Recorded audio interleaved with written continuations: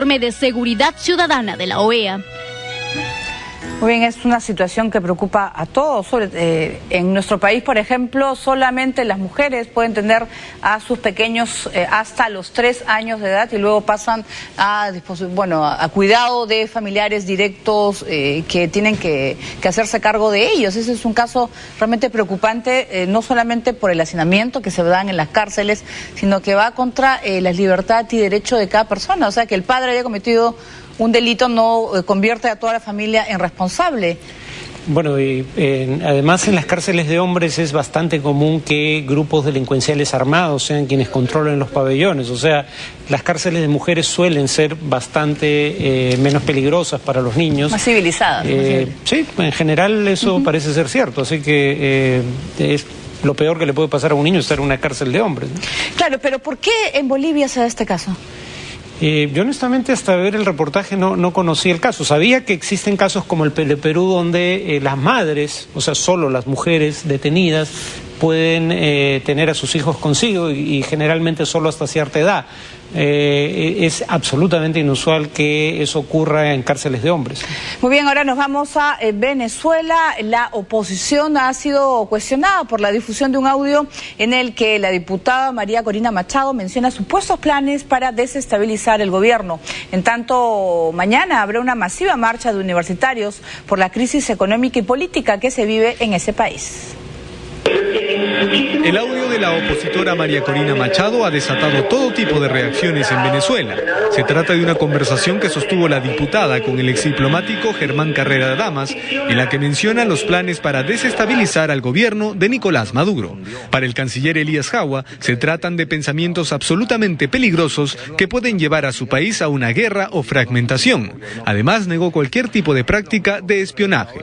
Ese tipo de audios, por ejemplo, es claro que surgió de alguien que estaba en esa reunión, porque no es una intercepción telefónica, es una grabación allí en el sitio, ¿no? Habría que comenzar a preguntarle por lo menos a los dos que estaban hablando quién de ellos grabó esa conversación o si había un tercero que la estaba grabando.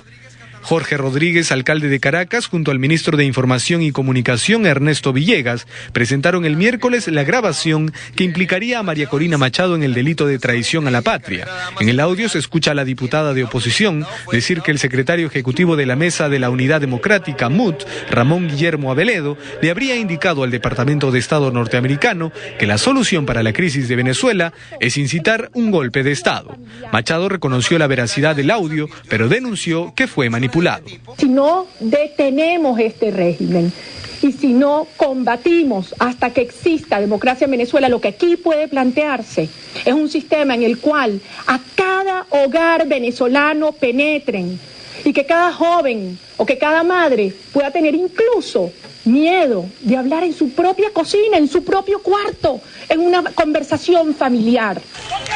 En medio de todo esto, para mañana los universitarios marcharán desde la Plaza Venezuela y llegarán hasta el Palacio de las Academias. Los organizadores han dicho que la movilización es en defensa de la universidad y ha despertado el interés de los diversos sectores de la sociedad por la crítica situación financiera y política que afrontan las instituciones. Muy bien, continúan el tema de los audios en Venezuela. Parece que tanto, primero la oposición, ahora el oficialismo. Está complicada, ¿no? La situación, porque eso se puede dar una especie de, quién presenta el audio más comprometedor, ¿no?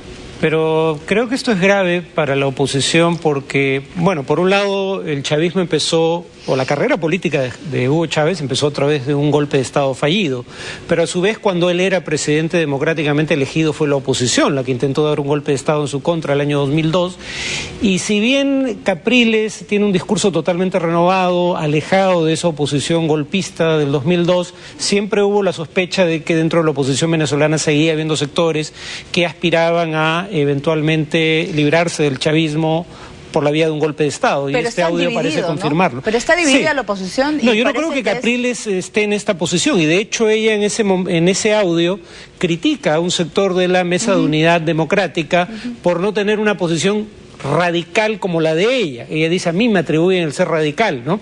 Y más bien critica por su tibieza a este representante de la Mesa de Unidad Democrática. Sin embargo, le atribuye a él haber dicho ante el Departamento de Estado de los Estados Unidos que provocar una crisis que pudiera llevar a un golpe de Estado sería la solución para librarse del régimen chavista. Bueno, también es conocido, María Corina Machado desea ser presidenta de Venezuela, ¿no? Y es al igual que Enrique Capriles, y ella no ha desconocido para nada el audio, o sea, ella confirma su veracidad, no ha dicho que sea lo contrario, a diferencia pues que en el audio presentado por la oposición. Pero dice que ha sido manipulado y no queda claro en qué consistiría la manipulación, porque en todo caso las palabras son de ella.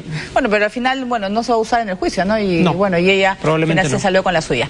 Bien, nos vamos a Rusia. El Parlamento ha propuesto a Edward Snowden colaborar para saber si empresas de Internet estadounidenses brindaron informaciones sobre ciudadanos rusos al gobierno norteamericano. En tanto, el padre del ex técnico de la CIA dijo que su hijo está dispuesto a negociar su retorno al país. El Parlamento de Rusia ha extendido una invitación al ex técnico de la Agencia de Seguridad Nacional de los Estados Unidos, Edward Snowden, acusado de filtrar a la prensa información confidencial sobre programas de vigilancia. Le han pedido que colabore en las investigaciones abiertas para averiguar si empresas norteamericanas han entregado información a Washington sobre ciudadanos rusos. En tanto, la situación de Snowden sigue siendo una incertidumbre. En Ecuador, el presidente Rafael Correa informó que el único contacto que han tenido con él es a través de su embajador en Moscú. Que si se le va a permitir llegar a territorio ecuatoriano, es algo que en principio no hemos considerado, probablemente lo evaluaremos, pero en estos momentos se encuentra en Rusia y todos los países pueden asumir su correspondiente responsabilidad, pero el señor Snowden no se encuentra en territorio ecuatoriano y para dar trámite a una solicitud de asilo así se requiere, ¿no? Pero en Estados Unidos, el padre de Edward Snowden ha planteado otro camino para el espía. Podría regresar a Estados Unidos bajo ciertas condiciones. Lonnie Snowden contó a la cadena NBC que le había escrito al fiscal general de su país para decirle que su hijo volvería si le prometen que no sería detenido antes del juicio y que le dejarían hablar públicamente. En tanto, los medios norteamericanos han informado de otro caso de filtración.